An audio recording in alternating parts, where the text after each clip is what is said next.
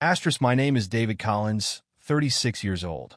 I was married to Emma, the woman I once believed to be the love of my life. She's 4 years younger than me, an artist with eyes that could smile and a laugh that could light up an entire room. 6 years ago, I thought I was the luckiest man alive when she agreed to marry me. But now, that feeling has become nothing more than a distant memory. We didn't have children. I always dreamed of becoming a father, but Emma kept avoiding it, saying she needed more time to pursue her artistic dreams. Trust me, David. Soon, she used to say, her eyes filled with a determination I couldn't refuse. In the beginning, our life felt like a romantic movie. Kisses under the moonlight, long evenings spent talking about everything and nothing at all. I used to believe we were perfect for each other. But then, things began to change.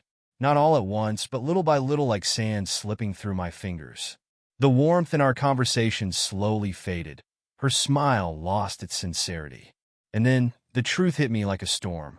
Emma had betrayed me. People say that when you love someone deeply, betrayal will shatter your heart. For me, it ignited a rage I never knew I was capable of. A dark, overwhelming emotion that wakes me up in the middle of the night, clutching at my chest, as a plan I never imagined begins to take shape. And this is how I, David Collins, began to plot the downfall of the woman I once loved. It all started with a Christmas party, the fateful evening that changed everything. Asterisk. Emma always dressed stunningly for parties like this. She had a way of capturing everyone's attention, and I have to admit, a part of me used to like it.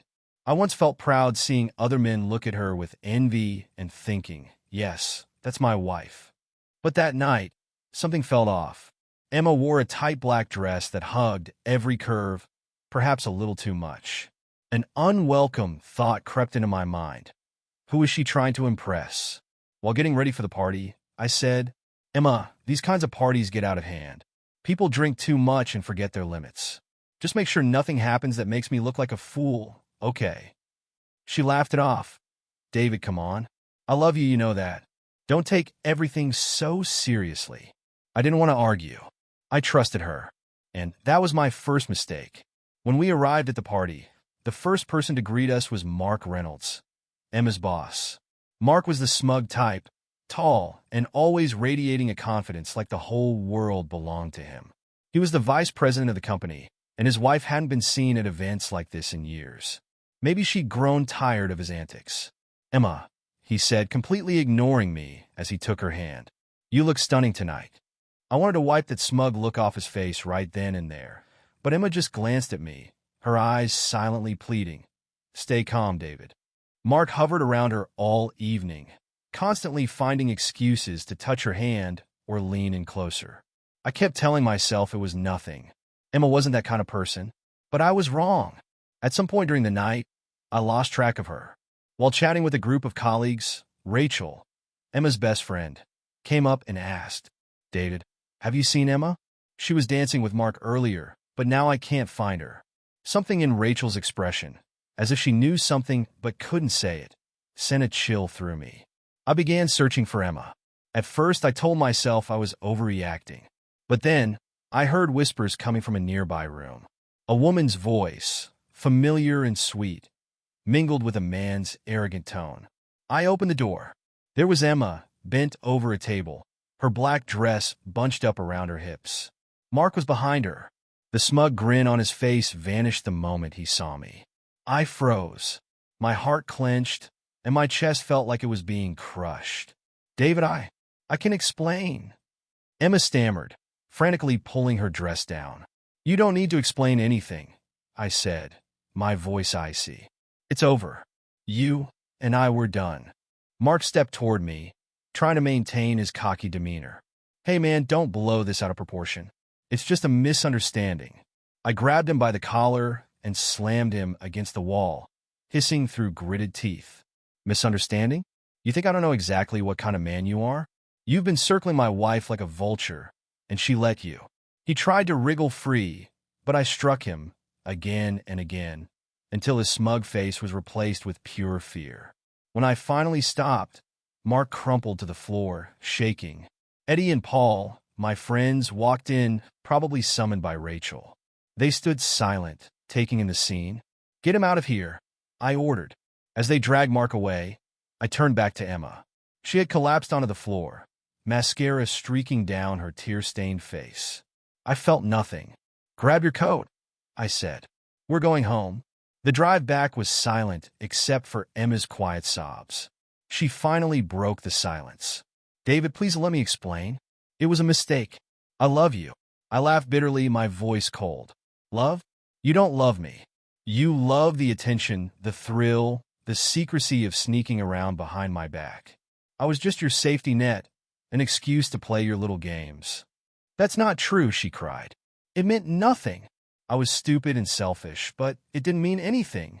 I slammed the brakes, pulling the car over to the side of the road. Looking straight into her tear-filled eyes, I growled, "Nothing? You destroyed everything. And now, you dare tell me it meant nothing?" Emma sat there, tears streaming down her face, but I felt no pity. All I saw was a woman I had once loved deeply, now nothing more than a stranger. "I'm not staying to listen to your excuses," I said, my voice cold and bitter. "Tomorrow, I'm moving out. You can keep everything. I don't need anything from you anymore." "David, don't do this. I'll do anything to fix this. Please, give me a chance." "Save your breath, Emma." I cut her off, unwilling to hear another word. "You made your choice. Now, I'm making mine." I started the car and drove straight home. On the way, memories of her flashed through my mind. Her smile, the loving words she once said, all of it now just lies. When we got home, I didn't look at her once. I walked in, went straight to the bedroom, and began packing my things. Emma stood outside the door, tears rolling down her face, begging me in desperation, but I heard nothing. My mind was a cold, empty void. "David, I love you. I messed up, but please, give me a chance to fix this," she sobbed, her voice hoarse from crying. I paused for a moment, turning to look at her, not with love, but with the indifference and detachment I never thought I could feel toward her. "Love?" I scoffed, a bitter smile tugging at my lips. "You threw that love away, Emma. You tore it to pieces. And now, there's nothing left to save." I zipped up my suitcase and walked past her without looking back. As I left the house, I heard her sobbing uncontrollably behind me. But I didn't turn around. I had loved Emma with everything I had, and she betrayed me in the cruelest way possible. Standing outside, I looked up at the house I had once thought would be my forever home. In the darkness of the night, Emma still stood there, like a ghost in the empty room. As I walked away, I realized something. You can love someone more than you love yourself, but sometimes love will never be enough. Betrayal is a wound that cuts too deep, a wound I knew would never truly heal.